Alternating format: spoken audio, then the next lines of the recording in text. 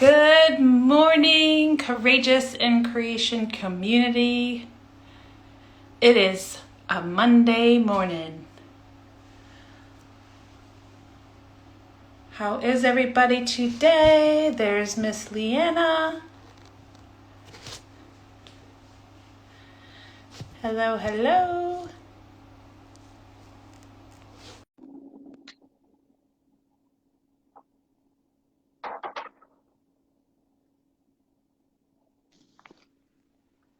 Good morning.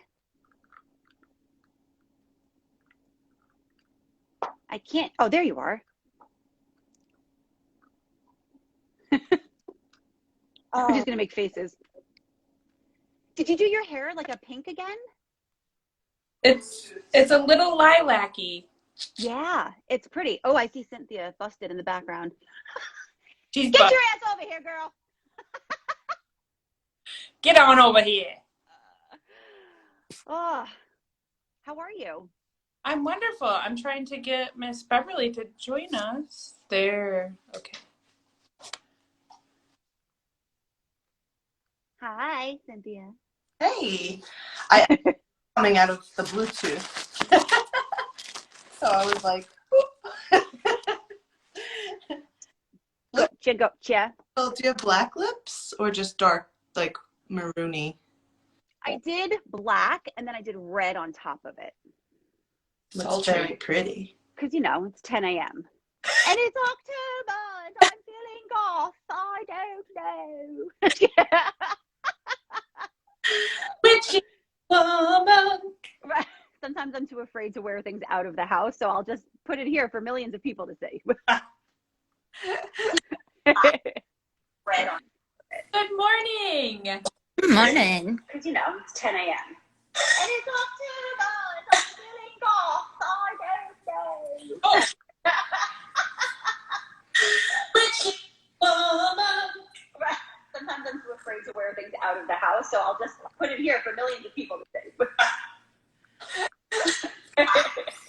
Red on. Good morning. Good morning. Because, it's 10 a.m. Oh, okay. I'm telling you, this retrograde is fucked. This time around. For real. Full moon Wednesday. Full moon on Wednesday. Are you awake, my friend? Me? Yeah. Getting there. First cup of coffee should hit soon. It's 9 o'clock where you are, right? Yeah, which, it's not early, but it's Monday. Well, did you hear the echo of our conversation before you got on? Did I hear? Yeah. It didn't even look like she could hear anything. No. That's even weirder. So, it replayed all of a whole segment, and it was echoey. There was almost like it was on a delay. Like you heard it on a delay. Huh. I'm like, delay. Let me write that down. What comes up? Feedback, right? Reverb. Welcome to Mondays Live with Courageous in Creation. Mm-hmm. I love Mondays. If Mondays don't give people permission to just do things and not worry about it, I don't know what does. Miss Beverly, you were on, several months ago. Mm-hmm. Would have been March? Yeah, so almost a year. And you want to just tell us a little bit about what you shared with us in March in your life journey? Am I supposed to remember that? I'm joking. Kind of. I knew I should have gone back and watched it. You don't have to talk about what we talked about, but what happened in March for the world to hear your story. Yeah, so in March, I think it was a couple of weeks before I came down to visit Texas to make the final decision, and I did it. Like And I live in Texas now. 1,000 miles away. When Where did you move from? Minneapolis. So, yeah, it's been great. It's been crazy. in your town that you left, what was happening? Like, what was Um, there for you? well, in Minnesota, we were shut down for 11 weeks with all the COVID stuff. And then right at the end of it, um, was the George Floyd riots. And so that was pretty much my salon, where I lived, everything was right there. And yeah, it just escalated from there with like violence, carjackings, gunshots, like all the stuff. So I knew I had to move. And so I did have somebody tell me, you could just move to a suburb. But, as a hairstylist, even just 5 miles, I mean, your entire clientele can change and leave you just because you moved 5 miles. So I was like, well, might as well just do it big. So, yeah, came down, this opportunity showed it's just fell into place to the point where I'm like, well, you can't not do it. It's just too perfectly placed. So, yeah, packed everything up and sold a bunch of my furniture and drove 1,000 miles by myself, which, uh, but yeah, that's been the last 8 months of my life. So tell us about your journey. Like, that's pretty courageous in itself for you to like lift yourself up, pack yourself all by, you're single. So this is Yeah. a journey that's a very courageous and impactful one. So what was the significance of like that perfect like fall into place? Because I think that gets to be told a little bit from you.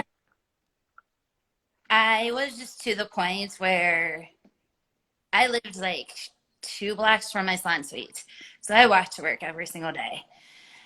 And I mean, there was just so much going on, just watching the citizen apps and everything like that, trying to keep myself informed of what was going on.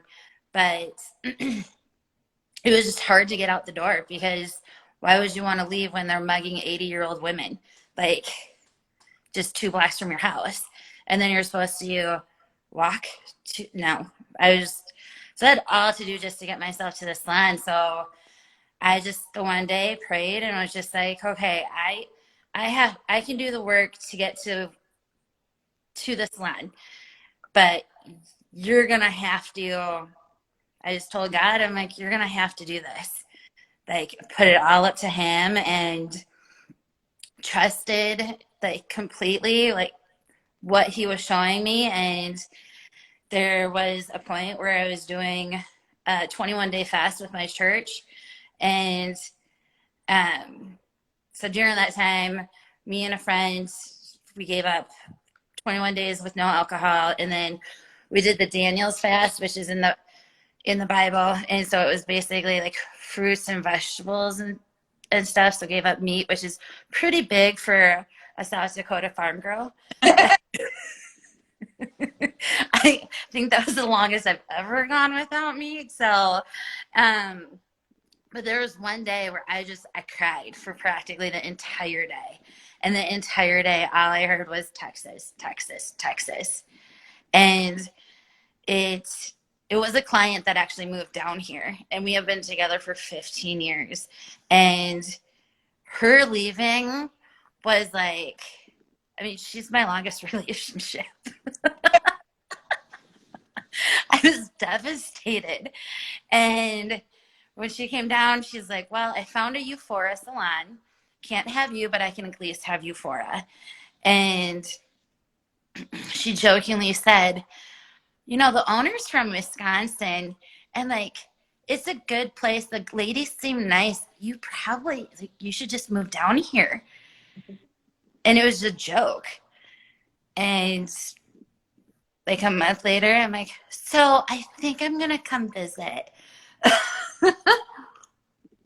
And then I friended the owner on Facebook one random night that something was going on outside. I forget which incident was going on. And I was like, all right, you got to pull the trigger because, like, you were told, like, this is what you're supposed to do. So, yeah, I pulled the trigger and was like, I'll come visit in May. And then I visited in March and was actually there by May 1st. So it was perfectly just everything lined up and got shoved up to where, like, the timeline was faster than what I expected to. And was perfect because I thought it was bad, like it couldn't get worse. And somehow it did in my area, Minneapolis. So just not even a month later, people are like, wow, you really got out just in time. I was like, I wasn't even supposed to. I was thinking, like, see it in May, move in like August, September. But like, just shown, like, nope, it was supposed to be faster. So, yeah. Have there been any other times in your life where you've experienced what you've experienced as far as kind of surrendering, giving it up, and then having everything kind of just be clear and fall into place? Not for myself. Like, I've always heard of other people doing it. And I mean, I was to the point that I just had to. And like last November, I went back to therapy. I knew I had to. And there was only one other time that I've done it. And I checked into that therapist. She actually had passed away the week before from cancer. And I got off the phone with the doctor's office. And I'm like, you got to be kidding me. Like, it just, even my mom was just like, your therapist died on you? She's like, honey, you're jinxed. Like, with everything that was going on. And I'm like, all right, you can either take this, like, just got to keep on pushing. So I listened to my church and the counselors that they recommended and found a really good one right away, thankfully, because it's hard. Like, you go into those sessions and it's like going into a first date. You know, you might take a few to actually find somebody, but thankfully I was able to find somebody right away. And she just was diagnosed as situational depression at the time, which I knew I didn't need to go and see somebody for it, but it was just good to talk it through. And yeah, just starting with that, if I hadn't gone back in November, I don't know if I would have. I would probably be down here. So, but yeah, no, it was my first time doing that. But I knew I just had to. Otherwise, I would have just completely lost myself. So, I love, and I'm curious, I would like to go into, if you're open, you to go into the idea of like fasting and what that does for somebody spiritually. Because even if you're not like a Christian or whatever you believe in, people it everywhere now, you know, people doing it for health, but it really was designed for health initially. Health, connection to higher self, whatever, you know, again, whatever works for you and resonates for you. But can you just talk about what that provided you? Like, even if it was the act of giving over emotions during your fast or just giving up to then receive the information that you received back? it just, to me, it, especially getting rid of the alcohol part of it, just having a clear mind. And at the time I was going through, I think the book is called Naked Mind. And she really explains what alcohol does to you, and that, like, takes 10 days to really get it, 7 to 10 days to even get it fully out of your system and everything. Just, it helps a lot in, because I know for myself, and I have a few friends that during that time, especially when we were closed and everything like that, well, like I would get done with Instacart delivering and I'd be like, well, now what do you do? Oh, it's 3 o'clock. You can have a glass of wine. Like, and just became more and more where I'm like, I didn't used to do this every day. Like I didn't need this to relax. Didn't need that to, it kind of became just a crutch, and just getting rid of it and just having it kind of secured my faith in, since I didn't have it as a crutch and was so clear-minded with it, that yes, this wasn't me just having one too many sips and getting emotional and everything. It was clarity, like that I was supposed to be doing this. So I don't know if that answered that. But It's just interesting. It's an interesting concept to me. It's an interesting idea that when you're willing to give over something, that you receive that clarity. And I think it's something that gets to be spoken about a little bit more, just in life in general. So I love that you brought that up and shared it. And I love the word clarity. Like brought it all together. Can you also shed a little bit of light? You shared that at that certain point you had kind of that day where you were just, purging, let's say, right? Like whether it was through the tears and all of these types of things. And then that is when you were clear to receive and you heard Texas, Texas, Texas. Like, can you explain what that day or that moment or that hour felt like for you in it? And then maybe even just on the other side of it. it just, I don't. Were you like, oh my gosh, why is this happening? Or I'm never this emotional, or trust the process? Like, what was going through your mind?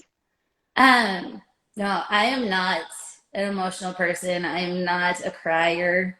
I hate it. And so it just, to me, it was like, okay, there is light. There's light at the end of this tunnel. So, because physically I was there, but just I knew I was me, myself, like who I am and everything was dying. Like I was going through the motions and everything of going to work, going to the gym, going to do this, but me as a person, like I love, like one of my favorite things is to laugh, and I'm like at the time I'm like I can't remember the last time that my stomach hurt from laughing. And I love those type of laughs, just like good times with friends and everything. And it just, being there, there was no end to it. And with that Texas thing, I'm like, okay, you just a little bit further and then you can rest. Like, and then just have some peace. You just have to do a couple more months here. Just a couple more months of doing this. And I think for like the first month here, I went to came home and just slept like I slept like the dead, because I hadn't been sleeping. I was just everything. I mean, you'd hear sirens when you woke up. You heard sirens when you were going to sleep. Wake up to text messages being like, "Are you okay?" And I'm like, "What did they do now?" Like, and like have to check the news. I'm like, "Oh, that's nice. Oh yes, that was like 2 blocks. Okay."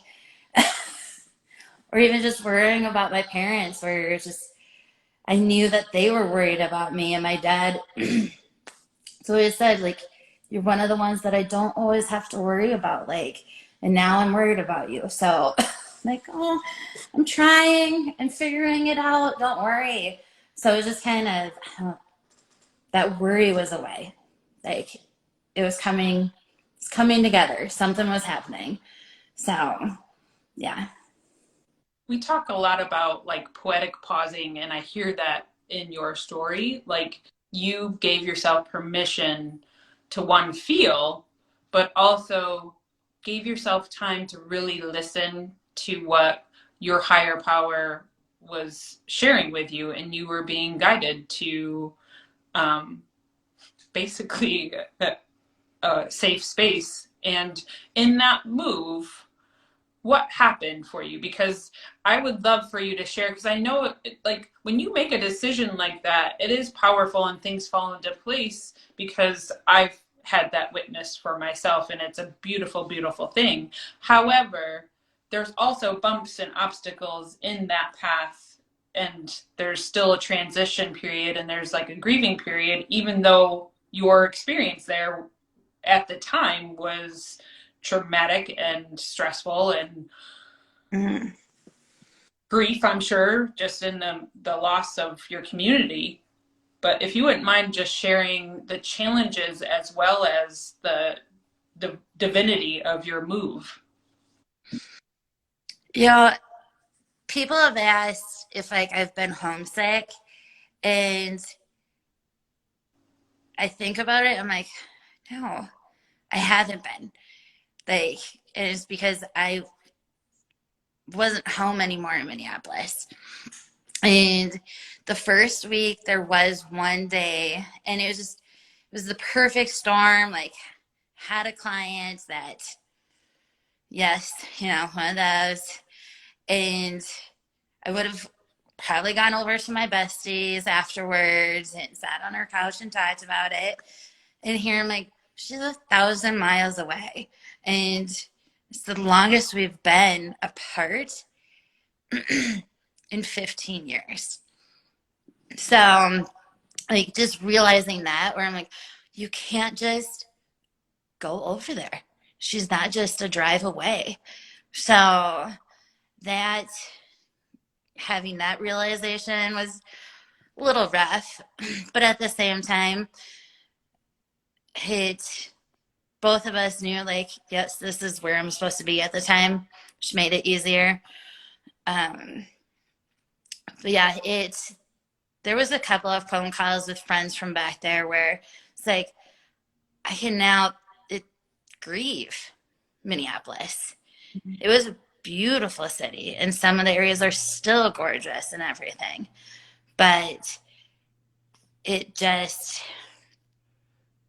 yeah, the boarded up businesses, the National Guard being out there was like, that was one of my last views of it, was trying to get out of the city, actually to Rosemary Klein's house, who I think and just driving past the National Guard, and I was just like, this is not Minneapolis. This can't be anymore. And then got out to her place for the night. So the next day, I'm just like, oh, yep, like it's ready. It's time. Like, I have to leave. And it was like 2 weeks away. I'm like, you're leaving just in time so that maybe someday you can come back and visit. Like, because right now I can't. I have to separate myself. But it's hard. I spent almost 17 years there. 17 years of building up a business, of friendships and everything. And now I have to like watch all my clients on Facebook in their lives and everything. And I'm like, I wonder what's happening. Should I text them and let them know I'm snooping? Or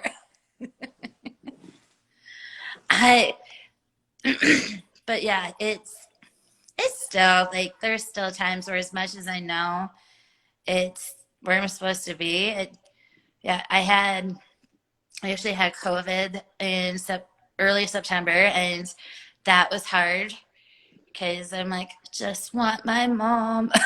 But then at the same time, like, even if you were in South Dakota near her, she couldn't come over.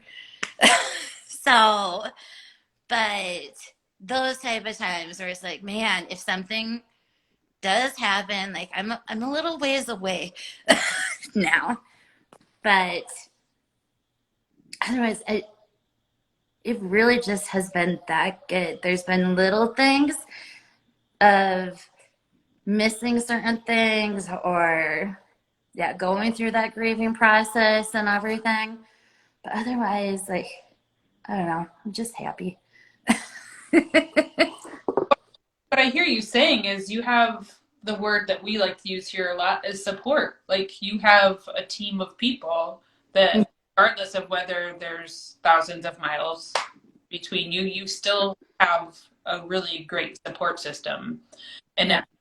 to me, just the Salon family has kind of welcomed you in Texas, where you're at now, and it's nice that you have one of your oldest guests that you take care of right there too. Like that's a pretty amazing support system. Mm-hmm. I think April, like with what you're saying, and that's coming up for me too, is that we all want to be part of a community, right? And so when you went to lean on your best friend who lived down the road and that physical, ability wasn't really available to you, that there's so many ways, especially nowadays, for people to be and feel part of community. I mean, what we're doing right now, and we're seeing each other and we're talking to each other. And I think, especially if you're moving to a new place, how do you make new friends? And we're adults, and is it awkward and is it weird? And, so I think that with everything that we're doing, it's whether it's virtual or the opportunity to connect in different ways, that you still get to feel included and supported with people who are like-minded and want to see you win and see you be happy, which is what you're sharing. You are happy. And I love that you talked about some of the little bumps in the road being COVID, this is, and then you kind of were just like, oh yeah, just a little bump in the road. And I mean, what perspective that is, for you. That's amazing. Yeah, no, there's a lot of things. Like I worked in a salon suite, so I was by myself for 3 years. And I went into a salon that there's 17 of us. And sorry, I'm just filling up my coffee cup. Trust me, you want me to have this. But so just that alone, and I mean, 17, it's a decent number, but honestly, like everybody has been so welcoming, and it's not, there's something different about this one, like that I've never experienced in a salon before. Like we're all independent, we're all chair renters, but just like there's still such a team, such a community is a good word for it, and just supporting each other and working towards goals, making sure everybody, I mean, it's not a competition. It's everybody succeeding in everything. And like a couple of weekends ago, we went down to Horseshoe Bay Resort and spent a couple of days together down there, and all of like the condos, and we even had like a pontoon the one day, so all paid for by us reaching our goals, retail goals and everything. And I'm like, this is just how I found this salon, is just, I don't know how. Like I can't describe it, because it's just never seen a salon like this to begin with, and like to randomly move and find it, I don't. Yeah, my client did good. I live by the creed of there are no mistakes, right? Happens for a reason, there are no mistakes, and I believe we are divinely guided in. And your story sense that, and your permission to surrender and let go, because we talk about surrender all the time here at Courageous in Creation, but it's one of the hardest things to do, because the misery of whatever situation we're living in is comfortable, because we know that, we intimately know that, so when you're able to do what you did for yourself and really truly, surrender and allow yourself to become unattached to what your circumstances were, and offer up and open up to new, that's huge. And you should definitely congratulate yourself and honoring yourself in that way, because we spend so much time in unrealistic expectation of what we think a situation should be, right? And so I just want to acknowledge you in that, because this whole story that is your life is about you allowing yourself to become unattached and surrender and allow the flow of life to happen. I didn't realize how unattached to some things I have become until moving down here. And then definitely probably working through some PTSD a little bit. Uh, and all of a sudden somebody will say something. I'm like, oh my gosh, that's right. I have this story. And I'm like, how did you forget that happened? That was only like a year ago that happened. But I don't know. I put it somewhere in the back, I guess. And we'll just, yeah, randomly remember something that happened within the last couple of years since, well, was that year and a half that COVID or whatever, 19 months ago, I guess now, when that all started. There's just so much. So that definitely kind of became unattached to stuff. So is slowly working through everything. Like even on the 4th of July, like I was sitting in my apartment and I could hear the fireworks and I'm like, okay, they're fireworks, they're fireworks. Like, and finally I just went out on the parking ramp here and just watched them. And I'm like, well, you should be watching them anyway because they're absolutely gorgeous. But before it, stuff like that would just have me hoarded up in my house so much because I'm like, are they fireworks or are they gunshots? Or are they both? We're just going to pretend that they're fireworks like the entire time. And I'm like, no, this is all fireworks. And it was like just nice and peaceful to be able to like go and watch that stuff again and get out of my house and not like shut everything down because that's what I would have done before. So yeah, but I wasn't realizing at the time how much I was shutting myself in until now being able to have the freedom of going out. So yeah. Are there any specific tools or thoughts or practices that you've put into place to connect with when you have those moments where you feel like you want to close down and board up and I go for walks. I found a really cool park that's just like a few it's just mainly like getting outside and being like, you can go outside. You can open your curtains. Although I don't really recommend it here in Texas during certain times of the day because it does drive up your electricity bill. Whereas like, wait, you can open up your curtains and you can see outside. But whereas before I wouldn't have done that.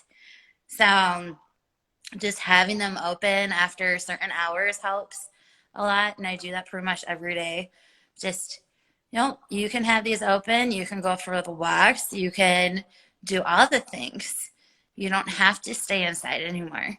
So whether it's just a walk to the cookie shop like a few blocks away, at least you're burning calories to get that cookie.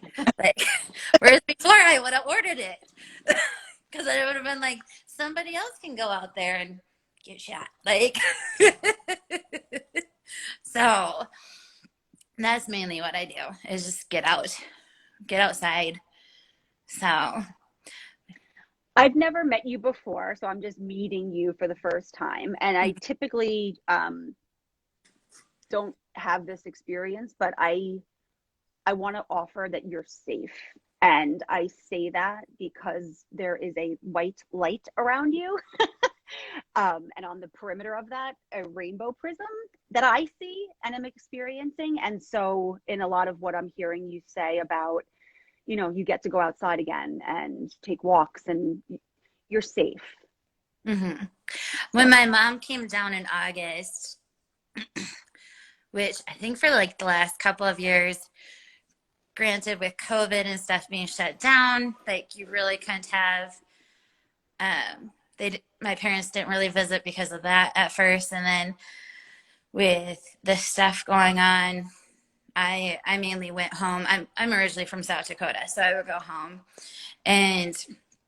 But my mom came here in August, and she just kept on saying, like, it's just so clean and safe here. It's just so clean and safe. And after like the fifth time, I'm like, I really was living in a shithole, wasn't I? She's like, yeah. I go, okay, thanks. Like, but yes, and like my friend came down last weekend, and we were just able to walk and walk, and it's such a cute area, the historical part of McKinney. It's like just a bunch of shops and restaurants and everything, and like the farmers market is right out back on Saturdays here. And I mean, most of the time I don't drive my car, but once a week to church and the grocery store, basically. And yeah, it's just, of course, there's always going to be, I'm not naive in thinking that there is absolutely no crime here or anything. But I will say it did take me 6 months to recognize that there is some garbage on the here and there. It's not as bad as what I had experienced, but I'm like, this place does have garbage. Okay. Because like I couldn't even see it because it was just, to me, it was so clean. Yeah, it was just everywhere walking in Minneapolis. And I'm like, okay, so this place does have garbage. Okay. You do still live on Earth. Like, I think that's such an important analogy because anywhere you go, there's still going to be a mess. And what you get to be in power around and choice around is how you perceive it and manage it and cohabitate with it, or what you do about it. So I think that that's such a powerful analogy for life. There's garbage everywhere, right? In some capacity. It's how you choose to navigate it. Yep, there's hear the sirens every now and then, but it's not every day. It's not constantly. So there's still going to be crime wherever you go. I just like a little bit less than what I was experiencing. So, and yeah, that's just me. That's what I wanted for my life, was just a little bit less of it. So that, yeah.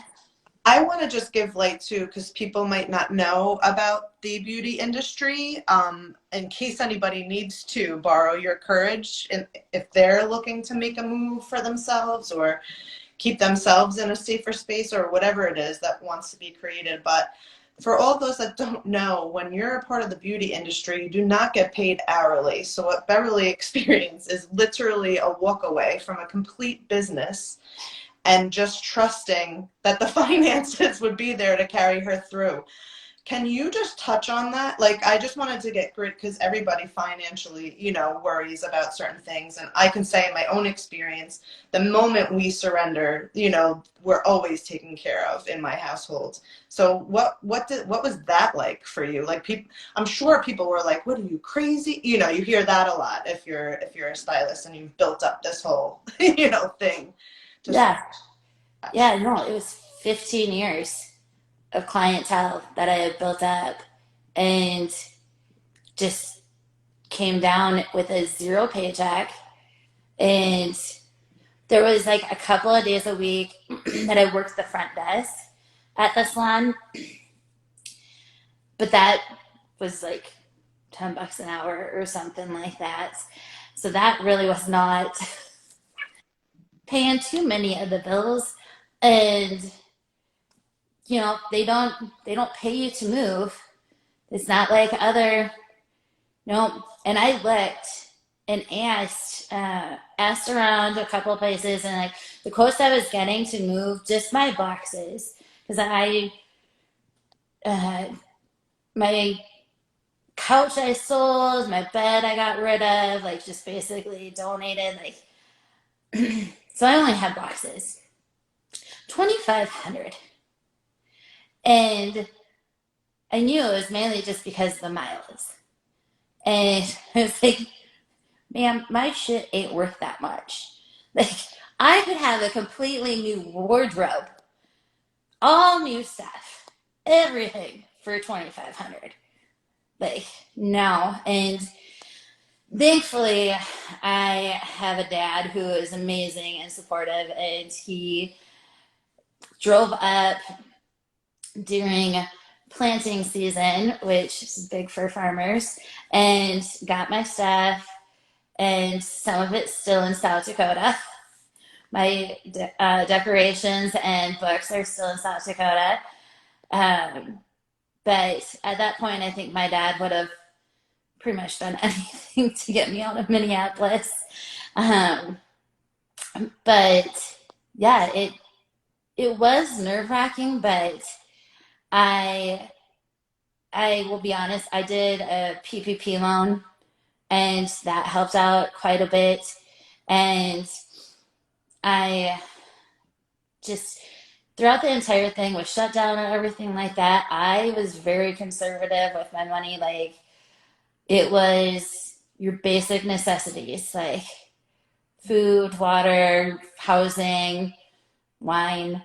Um, let's be honest. It was a necessity at the time. So that helped a lot. And there was just something about the salon where the owner, she was just like, you'll make money. The girls here, and when I came and talked to them, they were like, oh, chair renting within 3 months. Chair renting within, and I'm like, you went full chair rental within 3 months. Okay. That's nuts. So yeah, I'm like, well, if anything, you do this for a year is what you financially could probably do. And if it doesn't work, it doesn't work, but at least you got a year break from what was going on. So, but it was a little nerve wracking to be going down with $0. I had one client though. She comes in every 4 weeks. I would have paid my cell phone bill. But I love how you talked earlier about how you no longer feel attached to certain things, and in what I just heard you say about, and if I'm here for a year and it doesn't work out, like, and how even in that you're unattached to what your time in Texas looks like.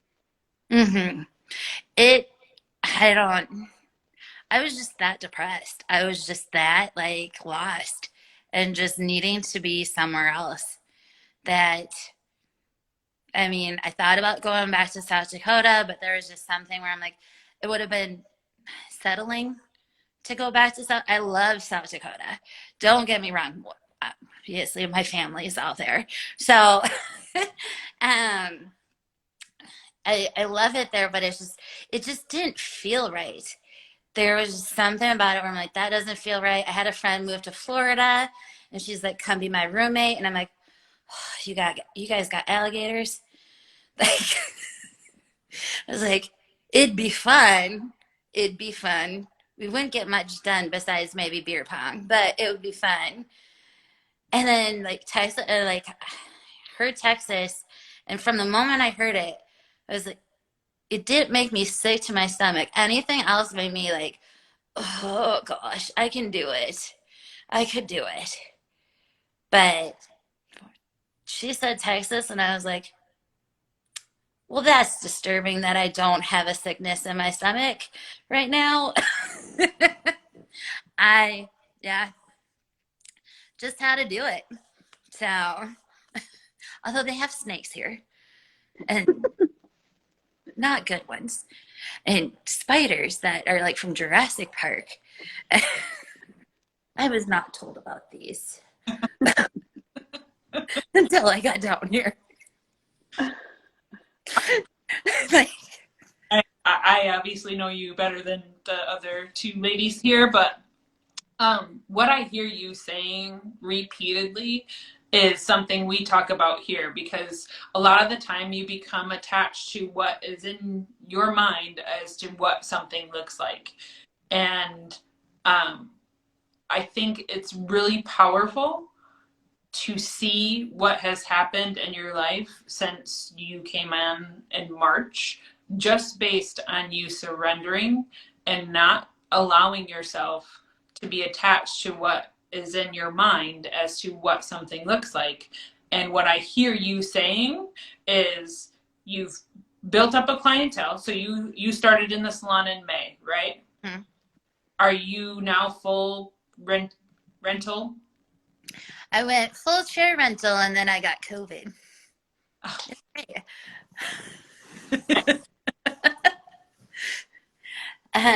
Which is what that's for those who don't know. When you're chair rental, you still pay rent when you're sick. Like, you still write that check. So, and then you get zero for your income.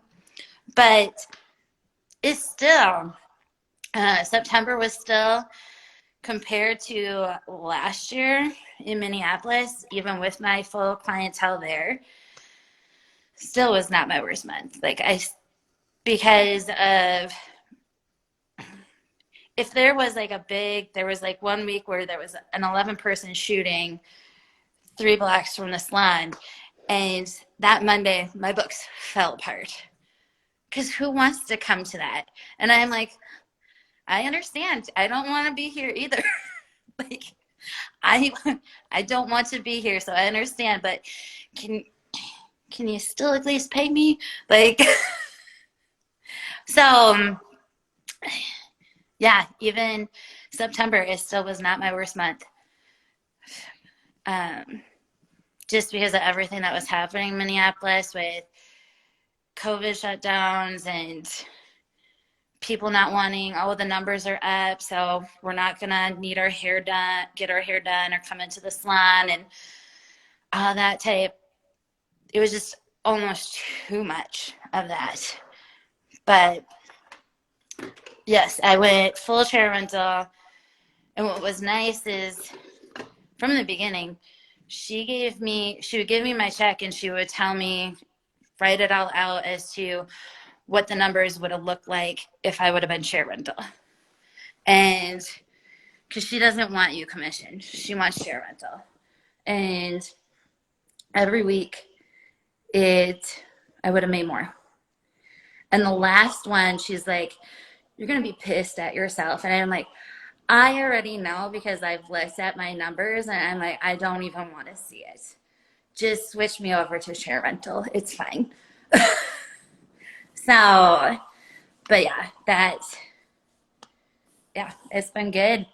So it's been easy to build up here and been easy to sell retail and just, I don't know, get back to focusing on hair too. Because there was so much other stuff of keeping your clients safe and like not, how do you tell them like, oh yeah, you don't want to put everything in your car because we've had a lot of break-ins in the parking lot this week and like all that type of stuff. I don't have to worry about it anymore. I just worry about building my clientele and I don't know, get back to the fun of doing hair again. So yeah, sorry, I forgot what your question was. That was a little bit of a ramble. Love it. Oh, I love what you said too about the parts of your body that were screaming at you when people were suggesting places for you to go. And is that the first time you connected with that and listened to it? Had in the past that happened and you were like, no, I'm going to do it anyway? And can you talk a little bit about that? Like, the gut, what your gut's telling you, and that you actually, like, you listened to it. I've always kind of listened more to my gut feeling about Okay. stuff. Like just that intuition of, and I think part of it is as hairstylists and meeting people and everything like that, like you just learn to read and read people, read situations a little bit because we see so much and we hear so much and we have to deal with so many personalities and everything. And yeah, no, that was the strongest gut feeling though I've ever had. Like always had everybody has gut feelings, but that was the strongest. So, but I think part of that is, I mean, that was my prayer pretty much every night. Like, show me where to go, show me what to do. Like, I'll go to work tomorrow if eventually you show me where to go. So I was just so focused on it. So I'm not sure if it was because I was so focused on it that I felt it so strongly more than other situations. But yeah, no, I think you should always go with your gut feeling, especially by the time you're in like your 30s and everything. Like, there's just no more wasting time.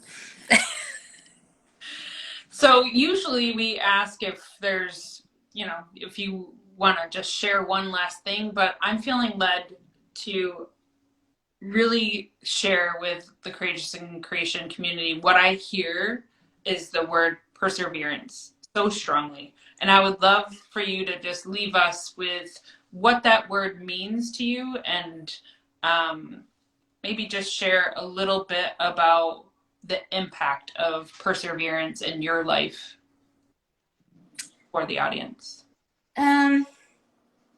Yeah, last year was basically, that was probably my word for last year or the last 18 months. But that'd be like the word in a nutshell is that word. To persevere, yes. But also remember, like, you don't have to do it alone. You don't have to. And I'm pretty stubborn and like to do stuff myself and very independent. And it's probably why I'm single. And kind of, I don't know. There was perseverance, but then there was also like, yes, you don't have to do it alone. It was the most like I've asked for help. Because I love to get through stuff and be that person. But yeah, you don't have to do it alone. I went in last Thanksgiving, I was opening gates for my brothers to get in to feed the cattle and crying and talking to my dad about I'm like, I don't know what to do. And it was the first time where I'm like, I don't know, tell me. He's like, you're 36, or at the time 35. He's like, I can't tell you what to do, kid. He's like, but I'll be here when you whatever you need. So, and yeah, just not being afraid to talk it through with people and say the stupid things. Like, I think you were one of the first ones that I messaged, and I'm like, what if I told you I was moving to Texas? And you're like, do it. And I'm like, well, that wasn't what I wanted to hear. Like, I wanted one person because I'm like, it's hot down there. It's hot. Like, closer to the equator. It's hot. Like, I sweat like a Yankee. Like, I just wanted one person to tell me like I was crazy. And nobody did. And I'm like, well, you guys are not helpful. Like, just, yeah, you can put your mind to it. You can do it. But just remember, you don't have to do it alone. Like, at all. Ask for help. Or just somebody to listen to, too. That was my dad many a times where I like call him up. I'm like, hey, Dad, I'm going to say a weird word. Texas. It's like, do your research. Let us know what you need. If you fall, we're here for you. And then a couple phone calls later, he's like, so are you moved yet, child? Like, he's like, I can't do this anymore. I'm trying not to push you, but like, you gotta move. I'm like, fine. So, yeah, you can do it. Thank you for sharing so vulnerably and powerfully. You heard it here, Courageous in Creation. You can't do it alone. Mm. Find your support system, persevere, surrender, let go, and look at what can happen in your beautiful life. We love you. Thank you for being and for yourself and so many people. You are an inspiration, and we are grateful here at Courageous in Creation to have you part of our community. Thank you. Thank you, Beverly. Have a beautiful day. You too. I love these.